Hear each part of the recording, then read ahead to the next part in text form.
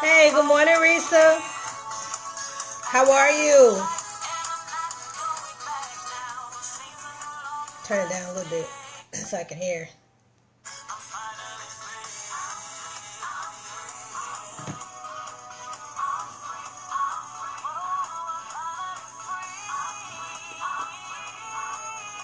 All right. Good morning, everybody. It is Reset Monday. Good morning, Shamiracle. I hope everybody's morning is off to a fantastic start. I'm going to try not to be so crunk this morning. Good morning, Miss Diane. But it's early in the morning. It's Monday, and I'm so excited to be starting a new week. And I hope everybody had a fantastic Sunday. Hope you got some word in you yesterday to carry you through the week. And it's a chance to just kind of restart and rejuvenate and be prepared for something new this week. But I just wanted to come on and give you a few words of encouragement for your Reset Monday from the Chronicles of Cree. Good morning, Susan. Before we get started, I am asking that you go to my YouTube channel and subscribe, please. I'm trying to get the numbers up over there. Cree Perryman. And subscribe to my YouTube channel. But I am just excited about life. I know that everybody's, in a different place and we're not all doing the same thing. But life is good. Life is still good. I'm looking on my big screen and I see this a little fuzzy. I'm not sure why, because what I'm looking at is crystal clear. So I'm not sure of what. There we go. Now I got a better connection on both of them. You're getting the girls ready for school. Yep, it's time. It's time to get back on that school schedule and get back to the routine of doing things. But I want to come on today, give you a few words of encouragement. And the topic for today is no place is too far if you really want to go there. It's not too far. And that topic came up because I think about how when I was little, I used to always ask, well, where are we going? Where are we going? Where are we going? Where are we going? Where are we going? Are we almost there? Are we there yet? Are we there yet? Are we there yet? And so my grandma would say, girl, if you ask me that one more time, we're not there, because it would seem so far. And I would say, but it's so far away. It's too far. And then when I had children, when we would take road trips and go on vacations in the summer, they would do the same thing. So the rule was, you can't ask me that. Get your coloring book out. Get your activity book out. You can't stop until you finish the whole book. No, we're not there yet, because they would think that it's too far. And so when I started thinking about too far, I thought, well, what is too far? What is too far? And is it really too far? Well, in the eyes of the person speaking and asking that question, it may appear to be far away.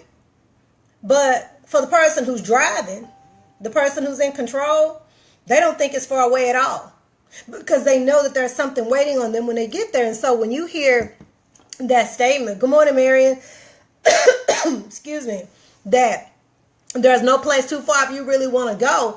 If you think of it like, why do I want to get there? What am I going to do once I get there?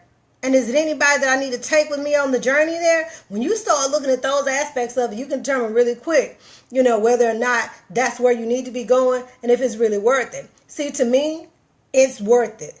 It's worth it. And it's not too far. So you might say, well, or you might ask, well, where is it? Where you're trying to go? I don't know. I don't know where you're trying to go. Everybody's on a different journey. But I think at the very end, we want to be successful. So the journey might look a little different. But wherever it is you're trying to go, it's not too far. It's not too far. It's not too far for you to go. Now, the first question I want you to think about when you're on the journey is, what do you need for it? When you are headed to Spa Castle, there are certain things that you need. When I go, I know I need my lotion.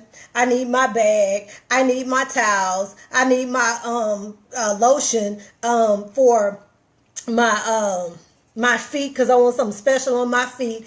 I need shampoo for my hair. So you all have all of these things that you need. My list might look different from yours, but they're the same needs. They just look a little different, right?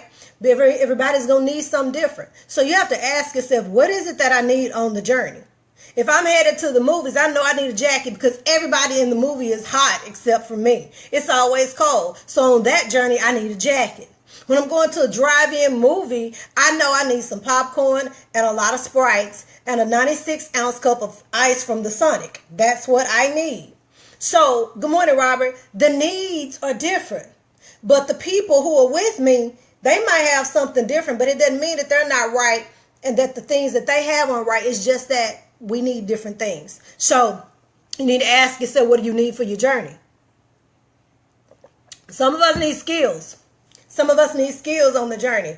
You need skills because you're not well equipped. See, when you go out to battle, when it's time to go out to battle, you can't be on your way to the battle and trying to determine what you need for the battle at the same time. No. You knew it was a battle before you started. So you should have already been prepared. And a lot of times we aren't prepared for the journey. We know where we want to go. We know that it's not too far, but we don't have all the things that we need. Now, we've been taught that the battle starts in the mind, right? Okay, so if we know that we're prepared for a battle, we shouldn't be on the way to the battle and trying to decide on whether you need a sword or a knife or some bullets or some ammunition. See, if I'm in trouble, I don't need you preparing to come to my rescue. When I call you, I need you ready and I need you on the way. Let's go biblical. Whenever it was time for someone to fight, when David and Goliath had their fight, I'm going to keep it simple. David didn't just say, well, I'm just going to walk in and, I'll just see what happens. No, he took what he needed. Now, to us, it may appear that it wasn't enough. But on that journey, which in his case was a battle, he was well prepared. He was equipped with what he needed. He only needed 5 smooth stones. That's it. I don't even think he used all 5. But he was prepared. So it is with us. We have to determine what it is we need for the journey, and we need to make sure that we have it. See, a lot of times we want to go places, but we're not ready. Here's another example. People, girl, I am just waiting on my Boaz. I am waiting on my husband. I am waiting for God to bless me with my husband. But you eating any and everything. Your attitude is straight up stank. And yes, I'm going there. You can't even prepare a decent meal and keep your house clean, but you're waiting on your Boaz. No, you're not. You waiting on Jackass. And guess what? He'll be on the way. You're not prepared. You're not prepared. We have to make sure that on the journey, we're prepared, that we have everything we need. So we can't be saying, oh, I'm just waiting on my husband and God is just going to bless. He's not going to just drop somebody out the sky and in your lap and you're not prepared and ready for it. He's not. You think you're going to just feed him a bunch of darn food out of a box? Or he going to be going through the drive-thru window, Jack in the Box and Sonic? He should know where all the specials are that are outside the home. You want him, right? So you got to prepare for it. You're supposed to be preparing for it, anticipating what he needs. I'm just asking. So that's what happens when we say we were ready to go and we want to be on the journey, but we're just not prepared. So I want you to ask yourself this week, what do you need for the journey? What do you need? What do you need? And I know that was probably a harsh example, but I mean what I say. Because I know people who say that. But they're not ready. So out of love, you have to say, you know what? Well, number 1, let's get your hair together. Number 2, let's pull the bonnets off. Number 3, leave the pajamas at home. Those should only be worn in the house. Yeah, but you're looking for him. He might be at Walmart on the aisle waiting on you. But you looking tore up. Nah, he not looking for you like that. I'm just saying. And you do what you want to with that information. It's worth what you pay for, but I'm just saying I'm trying to help you. So why do you need to get there? That's another question you might ask. Why do you need to get there? Well, I'm on a journey. There are some things that I want just because I want them. Just because I know that they were promised to me. And just because I know I need to go get it. There are some steps that I need to take in order to get it. I'm looking at the comments. Create unleash with word. I'm serious. I'm just being honest. Why do you need to get there? Well, we've all heard the scripture and heard how we need to be moving from one good degree to the next, right? Always moving and always making progress. Even if it's small, it's progress nonetheless. Just be a little scared when you're not moving. So as we journey through doing whatever it is, hey, Michael Queen, whatever it is that you're trying to do, you need to determine why. What is your why? I said it last week. One of my favorite books by Viktor Frankl. It's called Night. And in the preface of his book, he talks about how if you have a why, you can bear almost anyhow. It says he who has a why can bear almost anyhow. And I highlighted it, underlined it 3 times and did all that because I wanted to remember it. So you have to determine why you need to get there. See, sometimes we're doing all these things in life and we're working hard and establishing businesses so that we can do what the word says, which is leave an inheritance for our children's children. It's in there. So I don't know if we can come biblical if you want to, or we can just shoot secular and just go from the hip. But I'm telling you, we are supposed to leave an inheritance for our children's children. So that hopefully one day it'll be your picture above the fireplace standing there looking all regal because you left something behind other than a bunch of debt. Why do you need to get there? Some people's why is so that they can do more for their families. My why is maybe one day somebody will be generous enough to give me a building so that I can have it for the homeless and do what I need to do with them. Everybody's why is different. But on the journey, you've got to know why you're doing what you're doing. Otherwise, you'll be wasting a whole bunch of time. You have to know your why. Why are you getting up going to work every day on a job that you don't like? Why? Why do you put up with a whole lot of foolishness when you really don't want to? I don't know why. You have to figure out why. What's your why? Why are you doing it? We have to be acting and looking like we have to act like and look like we're already there. So even though I might go get in my car, I might say, man, I am so grateful to be hopping in the range today. Yes, I'm on my way. So we've got to make sure that we're walking and speaking like what we want because we have it in the power of our tongue, right? That's what we were taught. Lastly, who needs to go with you on the journey? Who needs to go with you? See, everybody can't go where I'm going. Everybody can't go where I'm going. Everybody can't go where you're going. You might think they can, but they can't. They might look like it. They might walk like it. They might talk like it, but you have to watch the actions and see what people are doing. Good morning, Dr. T. Everybody can't go where you're going. They can't go. They're not ready. Everybody can't go where you're going. They just can't go. I know that you're close to them, and I know that they're your close friends, and you've just been friends forever, and they just mean all this stuff to you, and they mean the world to you. They can't go with you on the journey. Some people are going to have to be left behind because they're dead weight. You cannot travel light with a bunch of dead weight. You can't. You can't go in and fight a battle ill prepared and heavy laden and burdened down. You just can't. It doesn't work that way.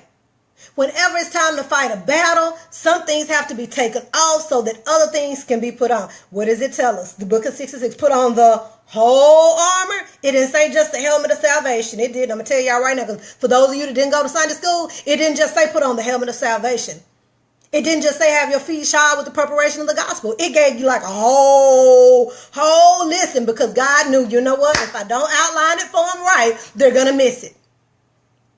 The breastplate of righteousness. He tells you just what it is that you need. He went all the way down the list. So if you have to be prepared for a battle that you physically cannot see, what do you think you need to do if it's a battle that you can see? You got to be prepared. Is it worth going that far? It's worth it to me. It's worth it to me. Everybody's not going to understand why you move and do what you do. Everybody's not going to understand why you say, I'm sorry, I can't do that. I'm sorry, I can't go. I'm sorry, that doesn't fit into what I'm trying to do right now. I'm sorry, but that doesn't fit my schedule. I can't go. I can't. It's okay to say it, because everybody's not going to understand the journey. They're not going to understand why you're trying to do what you're trying to do. All they want you to do is what they want you to do. And I tell you another thing. You can sit back at home if you want to and sit up and not make your own decisions. You don't have to make a decision at all. But life and other people will make them for you. So you can sit there if you want to. But guess what? I don't need anybody making decisions for me. I don't need anybody counting my money for me. I don't need anybody doing all that, because I can do that myself. And so can you.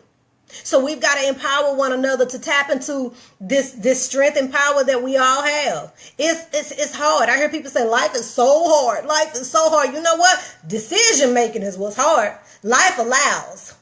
Life allows. It does. It's the decisions that we make that are hard, but sometimes you just got to bite the bullet and make it. You do. Have you ever been on a job and you knew you were going to quit and you were sitting there trying to write your letter of separation and you're going, I don't know what I need to say. But see, the first copy, you ticked off because of all the mess you put up with, and you just go in real hard and be real crazy in your letter, and then you delete that one, and then you go into your Microsoft Word and create a new document. You delete the other one, put it in the recycle bin, go back to the recycle bin and delete it because you don't want anybody to accidentally find it and send it to your boss. You do all of this, and it's like you're trying to make this major decision. Okay, this is how it goes. Thank you for your time here. I'm no longer going to be employed here. Thank you for the opportunity. I wish you well. As of today, I'm out. And I'm paraphrasing. Decisions are hard. They are. But it's worth the journey if you know where you're going. And it's not going to be too far if you really want to go there. Marilyn, I'm finna pick on you. My sister, y'all, Dr. Thomas likes to eat food. What I call food is food that most people don't eat. I don't eat sushi and I don't eat tomato bisque and crawfish bisque. I just want baked chicken, cornbread, mashed potatoes, or some greens and some sweet potatoes. Keep it real simple for me. So when we go out, I already know, okay, well, where is she wanting to go? Well, is there something there that I can eat on the menu? I want to take the journey with her, but I know that when we sit down to eat, the plates are going to look different. I want to go on the journey, but what's going to end up on the plates is different. Now, we both ended up at the same place, and we're together spending time, but the plates look different. Because what's satisfying to her isn't satisfying to me. Sisters, nonetheless, made it to the same destination. Plates were different. It's the same thing in life. No, I am not missing out. I am so not missing out. But when it comes to making the trip, you got to decide whether it's worth it or not. Is it too far? Well, why?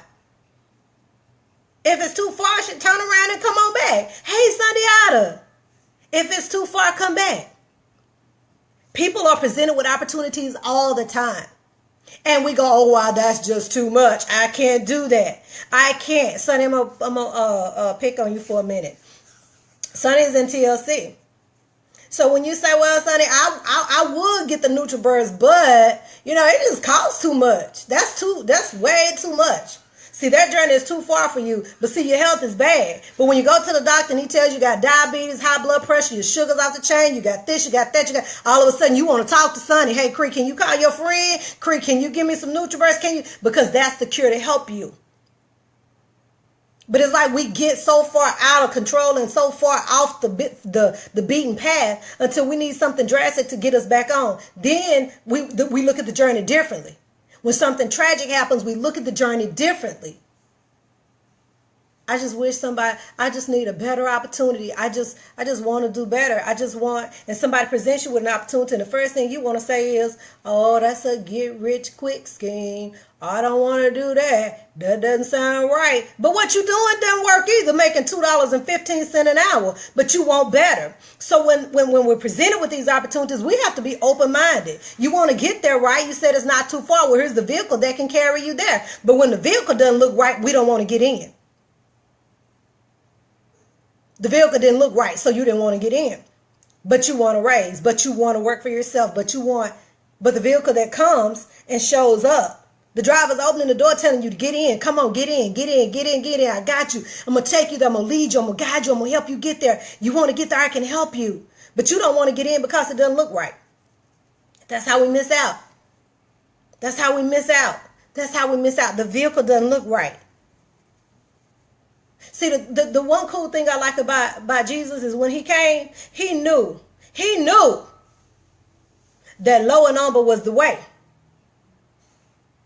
They expected for him, since he was the king, they expected for him to come in chariots and pull up in a stretch Hummer limo with Dwayne Johnson as the driver, hopping out, opening the door and ushering him in. He said, no. I need to reach everybody. So low and humble and meek is the way I need to go. So here you have the savior of the world in this manger. People just all messed up because they like, nah, that can't be him. Not coming like that. See, the vehicle didn't look right. You want to ask, can any good thing come out of that? Y'all know the story, right? But what did he end up being? What is he now? Not end up being, but what is he now? Who was he? Who is he? And who is he to come? King of Kings, Lord of Lords. He didn't come he didn't come the way we would roll up. See, we would have had the red carpet all out. We'd have had on our Jimmy Choo gown, had on the MAC makeup. We'd have had the drivers. We'd have had our bling and fashion. We'd have shown up on the scene with the ceiling missing, showed up to the scene with the roof gone. He didn't do that. He just showed up. The vehicle didn't look right to some. So they were like, that can't be. Not him. We miss out because we look at the vehicle and we say it just can't be it. You want an opportunity, but it doesn't look right to you, it doesn't feel right, so you don't do it. So you would rather just sit and steep in mediocrity and just sit where you are in hopes that he's just going to drop some glorious grand plan in your lap. You still got to work that too. So on the journey, you got to decide on how far you want to go. And when the vehicle is presented to you, you need to be praying for discernment so that you can say, that is the vehicle. Okay, it doesn't look right, but that's it. Marianne says, don't make the trip.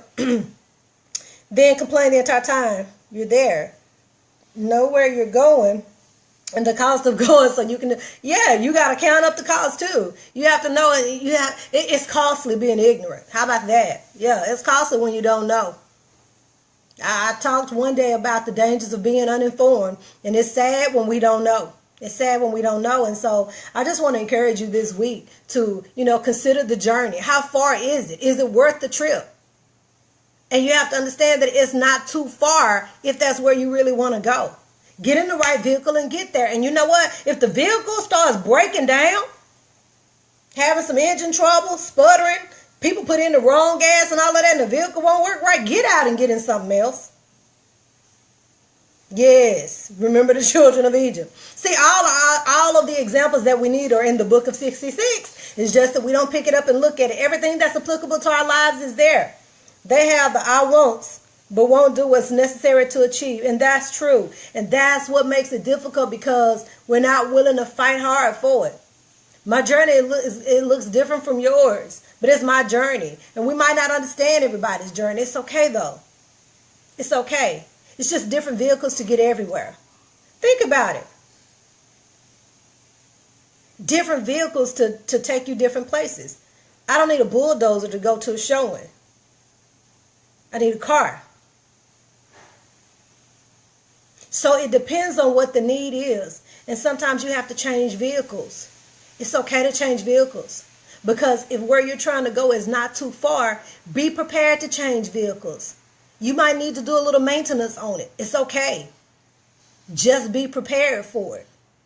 And that's what we have to do. So I wish you well this week. I hope that everybody, all the kids that are going back to school, have a very a really good start to the year, because I know sometimes school can be stressful, especially for little kids going to new schools and all of that. And I'm just excited because, like I said, life is good. I don't care what happens. It does not matter to me. Life is good, and it is all in what you make of it. Marian says, faith without works is dead.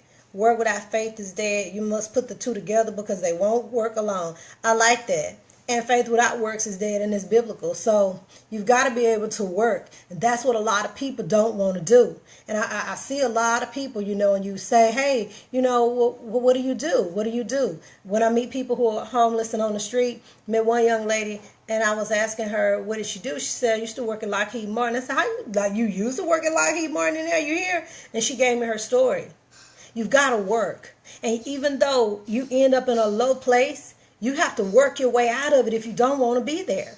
You've got to work your way out. And it's hard. It's hard sometimes trying to work your way up. But you got to be able to pull on the strength that's deep inside of you and keep it moving. We have the power and the strength that we need, and everything we need is in the palm of our hands. You just got to be able to you got to be willing to do what other people won't do, so that you can live the way that they won't. It's the truth. You got to do it. So I wish you well this week. Go out and make a difference in the life of somebody else. Smile, it goes a long way. People are hurting, and people are dealing with a lot of stuff.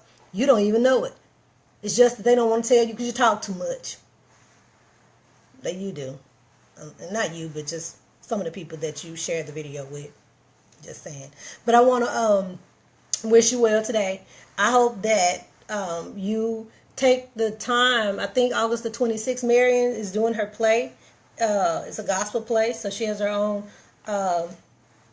business, and she's doing plays, and they're gospel plays, and I love them. So Marion, I hope to see you there, but I wish you well. I do have a Spanish class that's coming up. It's going to start in September. And so if you're interested, shoot me some information, shoot me just an email or a message. But I'm going to start my Spanish classes back again. I really, really believe in getting that competitive edge and just trying to teach and instill greatness in our children and give them that competitive edge so they can compete wherever they go, but also for you too. And I haven't had any people inquire about a children's Spanish class, but to answer that question, yes. Kenji Walker and I, she's one of my friends on Facebook, but she's also my partner when I do the Spanish classes, is prepared to teach classes that are in the McKinney area. So we now have somebody in the McKinney area, and I have somebody, she does come out here on Thursdays, and so we can accommodate you. So if that's what you're interested in, just let me know. I will be posting something about it soon. I think that's about it. I don't know if anybody else has anything else that they wanted me to share. Shamirica, I saw where you were ministering at some church this past weekend, and I missed that event. But I want you to know I love you so much, and I'm just so proud of what you're doing, and I'm taking notes and watching because success leaves clues, people. And so if you're trying to be great, follow the people who are great. Thanks for sharing the video, Dr. T. I appreciate it. So I want everybody to go out and have a great day. Remember, the world is going to continue to rotate, whether you're standing on top of it or stretched out under it. You decide where you want to be. I just only want to be stretched out under the palm trees on the beaches of the world. And I really hope you join me there so that we can see each other at the top, because the bottom is too crowded. Is where 97% of the people are. They're happy being there, and that's not where you belong. You belong at the top. You were destined for greatness. So remember that on this week. You were destined for greatness no matter how hard it is. Remember, you're uncommon. That's another one of my hashtags. Hashtag uncommon. We're not common people. We're not the commoners. So stop acting common, okay? So I'm going to sign off, but I wish you well. Everybody get out and make a difference in the life of somebody else, and I'll see you tomorrow morning. Have a happy Monday. Bye-bye.